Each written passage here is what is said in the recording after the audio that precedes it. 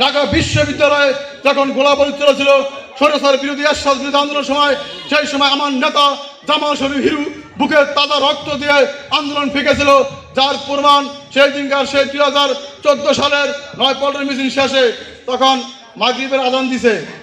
তারপরে নরসিংদী জেলা বিএনপির সভাপতি কেন্দ্রীয় যুগ্ম মহাসচিব খালেদ কবির খোকনকে আপনারা সবাই চিনেন, উনি কেন্দ্রীয় যুগ্ম মহাসচিব। তখন হিরু ভাইয়ের সাথে আমি যাইতেছি নামাজে, হিরু ভাই নামাজে যাবো, এই সময় উপস্থিত ছিলেন আরও আমাদের শত্রু নেতৃবৃন্দরা।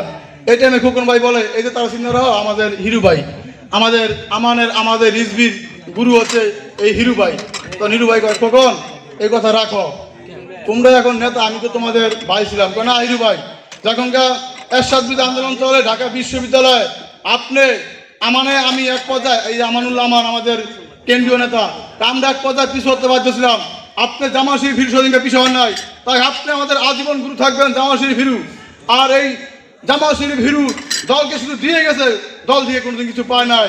তাই আজকে তার এই স্মরণ সভায় আল্লাহ যেন তাকে ব্যস্তবাসী করে এই কামনা করি। কিরণ ভাইয়ের কাছে আমার দাবি, এখন হিরু ভাই নাই, আমাদের নৈরাজ সংগঠন সাধারণ জনগণকে সবার দায়িত্ব তার নিতে হবে, এটা আমি দাবি করি। সব গ্রুপিং সব ভেদাভেদ সম্পূর্ণটাই আমার অনুরোধ নেতার কাছে, উনি নিজে দায়িত্ব নিয়ে এটা সমাধান করবেন। হিরু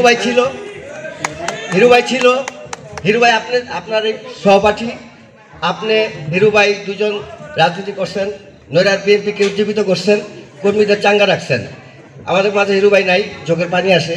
আমি হিরু ভাই ব্যক্তিগতভাবে অনেক কাছের লোক ছিলাম, কিরণ ভাইয়ের কাছে এখনো যেতে পারিনি, হয়তো ভাইকে এক সময় নেবে। তো আমার দাবি থাকবে, কিরণ ভাই আমাদের সবাই দায়িত্ব নেবে। আর হিরু ভাইয়ের কথা বলতে গেলে অনেক কান্না আসে। আমরা দুজনকেই চাইছিলাম কিরণ ভাই যেন কিরণের মতো থাকে নৈরাতে, আমাদের জন্য সবসময় পাশে রাখে।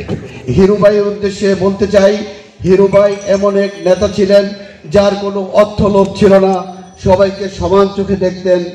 সে রাজনৈতিক পদের জন্য বেশি পারাপারি করতো না, সবাইকে তিনি সমান চোখে দেখতেন। আমরা তার রুহের মাগফিরাত কামনা করছি এবং জান্নাতুল ফেরদৌস দান করুক আল্লাহ তাআলা। সবাই আমরা এই দোয়া করি।